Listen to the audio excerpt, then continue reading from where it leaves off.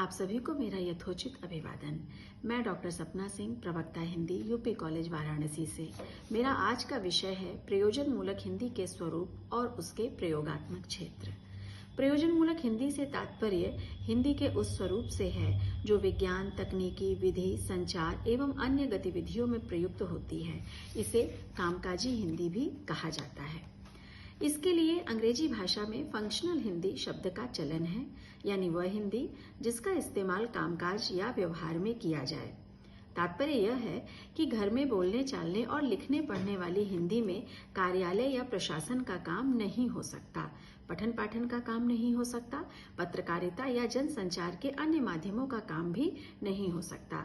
घर में बोलने चालने वाली हिंदी तो हम स्वयं से सीख सकते हैं, लेकिन बाहरी दुनिया में जिस प्रकार की हिंदी का व्यवहार किया जाता है उसे सीखना पड़ता है, उसमें दक्षता प्राप्त करनी होती है। उसके लिए कभी कभी कार्यशालाओं में शामिल होना होता है, कभी ट्रेनिंग लेनी पड़ती है।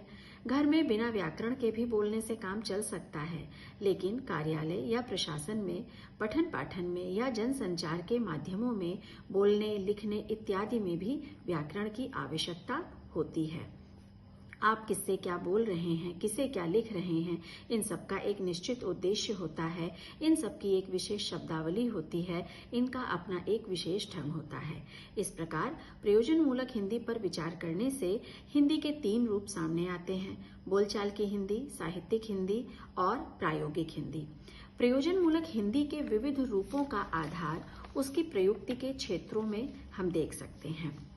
स्वतंत्रता के बाद भारत की राजभाषा हिंदी बनी, जिसके फलस्वरूप साहित्य लेखन ही नहीं बल्कि भारत में आधुनिक ज्ञान, विज्ञान और टेक्नोलॉजी के प्रस्फुटन और फैलाव के कारण हिंदी का विभिन्न अन्य क्षेत्रों में भी प्रवेश हुआ। सरकारी कामकाज तथा प्रशासन के नए नए अनछुए क्षेत्रों से हिंदी को गुजरना पड़ा।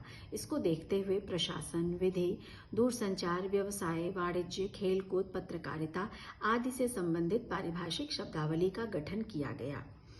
कई सारी प्रयुक्ति के क्षेत्रों में हम हिंदी के स्वरूप को देख सकते हैं। सर्वप्रथम साहित्यिक प्रयुक्ति को लेते हैं। साहित्य किसी भी भाषा की अनिवार्य आवश्यकता है। लेखबद्ध साहित्यिक भाषा में काफी विशिष्टताएं होती हैं। साहित्यिक भाषा में जन सामान्य के जीवन के साथ दर्शन, राजनीति, समाजशास्त्र तथा संस्कृति का भी आलेख पाया जाता है। हिंदी भाषा की साहित्यिक प्रयुक्ति की परंपरा बहुत पुरानी है। हिंदी साहित्य में अनेक विधाओं तथा उसकी विशेषताओं को समेटने की क्षमता है। अतः हिंदी भाषा की साहित्यिकता अत्यधिक सजग और सर्वसमावेशी है। हिंदी भाषा की दूसरी महत्वपूर्ण प्रयोजन मूलक प्रयुक्ति वाणिज्य है। औद्योगिक क्रांति के बाद इसकी व्याप्ति राष्ट्रीय ही नहीं अंतर्राष्ट्रीय तथा बहुआयामी हो गई, जिसके अंतर्गत व्यापार, वाणिज्य, व्यवसाय, परिवहन, बीमा, बैंकिंग तथा आयात निर्यात आदि क्षेत्रों का समावेश इसमें हुआ और इसकी एक निश्चित शब्दावली या निश्चित अर्थ प्रयुक्ति देखने को मिलती है। इन क्षेत्रों में प्रयुक्त भाषा साहित्यिक वाक्य रचना से काफी भिन्न होती है, जैसे सोने में उछाल आया, चांदी में मंदी आई, तेल की धार ऊंची हुई इत्यादि। अतः हिंदी भाषा की वाणिज्यिक प्रयुक्ति का क्षेत्र काफी विस्तृत और साथ ही साथ काफी लोकप्रिय भी है। हिंदी भाषा की अत्यधिक आधुनिक एवं सर्वोपयोगी प्रयुक्ति में कार्यालयी प्रयुक्ति आती है।